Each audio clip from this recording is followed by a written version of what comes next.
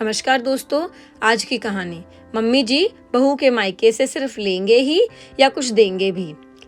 यह ले बेटा, यह लड्डू भी बैग में भर ले वरना कहीं छूट ना जाए। कविता जी लड्डुओं से भरा डिब्बा स्नेहा को पकड़ाते हुए बोली। और यह संदन जी के लिए साड़ी और समधी जी के लिए शर्ट पैंट। तेरे पापा और मैं यह कपड़े लाने खास शहर से दूर पनवारी शोरूम गए थे, जहाँ की पसंद को कोई ना नहीं कह सकता। देखना उन लोगों को बहुत पसंद आएंगे उपहार। स्नेहा बोली, मम्मी उपहार किसे पसंद नहीं आते। आप लोगों ने अब तक जितने भी उपहार दिए हैं उन लोगों को सभी उपहार पसंद आए हैं। और मम्मी अब मुझे शादी किए 8 वर्ष हो गए हैं, आप कब तक सभी को उपहार देती रहेंगी। आप जितना भी दो ससुराल वाले तो कभी ना नहीं कहेंगे ना।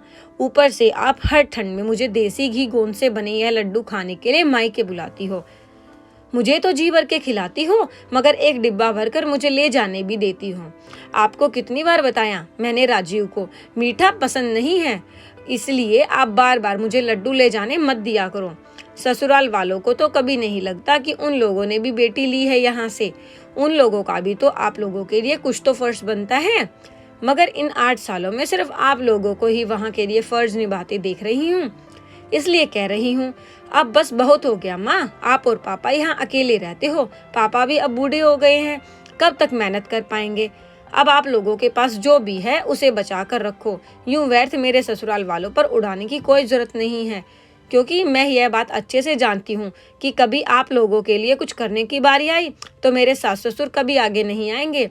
स्नेहा की ट्रेन का वक्त हो रहा था, इसलिए उसने अपने माता पिता के पांव छुए और दोनों बच्चों के साथ स्टेशन के लिए निकलने लगी। कविता जी और पिता किशोर जी बोले, पहुंचते ही फोन करना बेटा।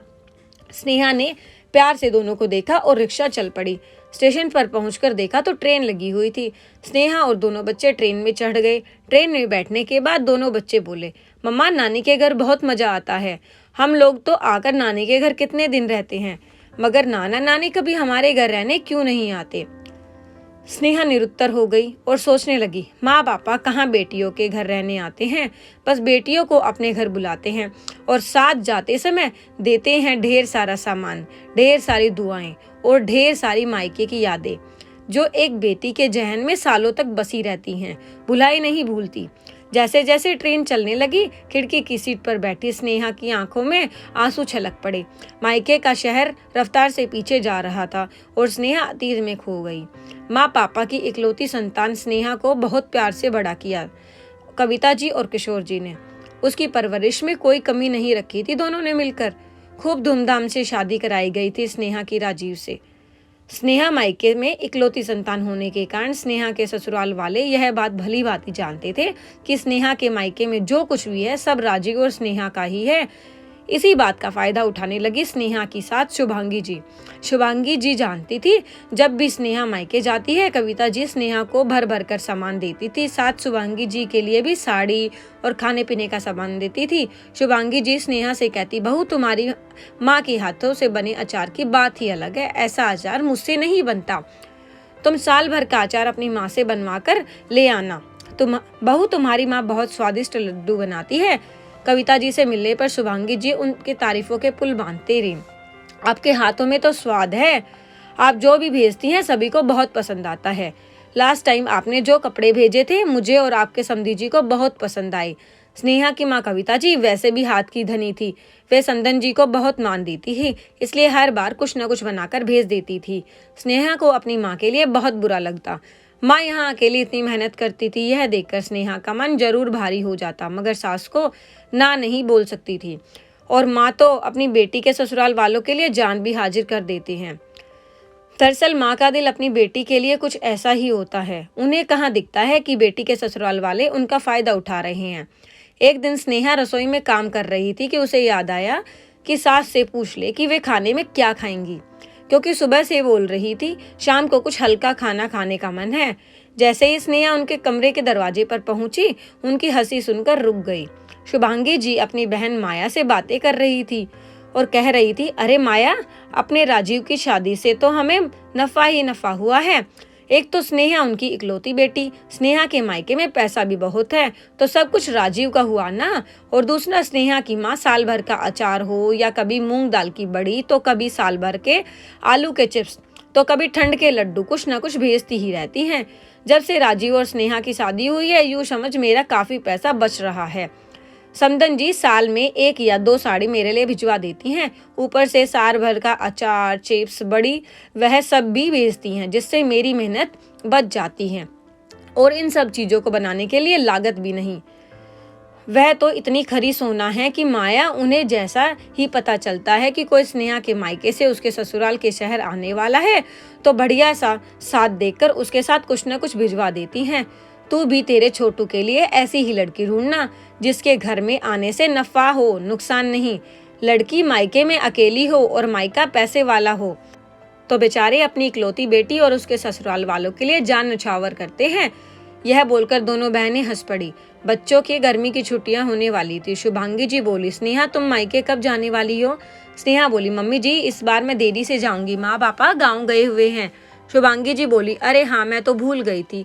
थोड़े दिनों बाद स्नेहा अपनी बाई रत्ना के साथ मिलकर साल भर के लिए तैयार होने वाले आलू के चिप्स बनाने लगी। तो शुभांगी जी बोली, स्नेहा इस बार यहाँ बना रही हो यह सब जो हर बार तुम तुम्हारे मायके से लाती हो ना?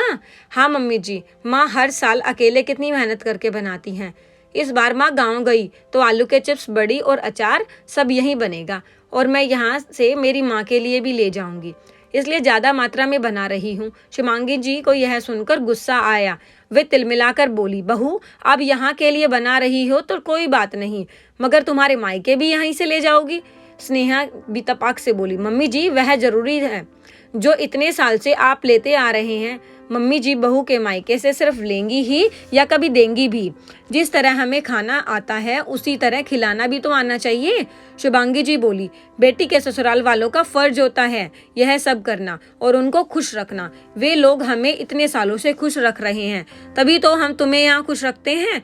स्नेहा बोली, मम्मी जी शादी कोई समझौता नहीं है या कोई खेल नहीं है जिसमें लड़की के मायके वालों ने लड़की के ससुराल वालों को खुश रखने का ठेका रख लिया हो।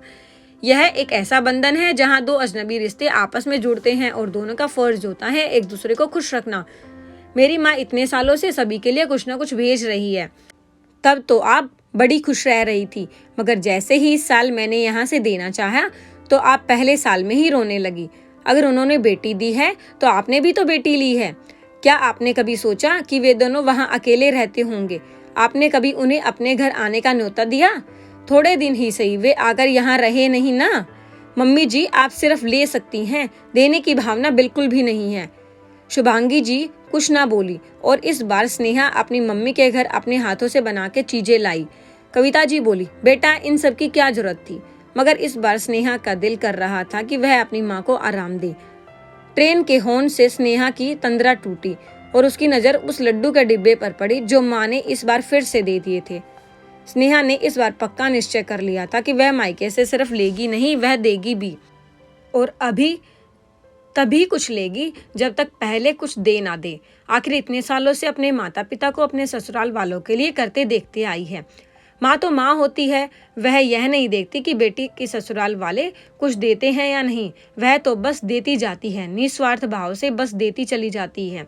अब स्नेहा के फर्ज का वक्त था। स्नेहा ने ससुराल आते ही माँ के दिए उपहार अपनी सास ससुर को दिए, सभी के लिए लड्डू रसोई में रखे और रात को राजीव से बोली, राजीव मैं सोच रही हूँ अगले महीने माँ पापा को थोड़े दिन के लिए यहाँ ले आएं ताकि उनका भी अकेलापन थोड़ा कम हो जाए।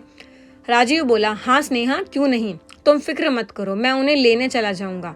हमारी कार में उन्हें बैठने में तकलीफ भी नहीं होगी। स्नेहा राजीव का साथ पाकर खुश हुई।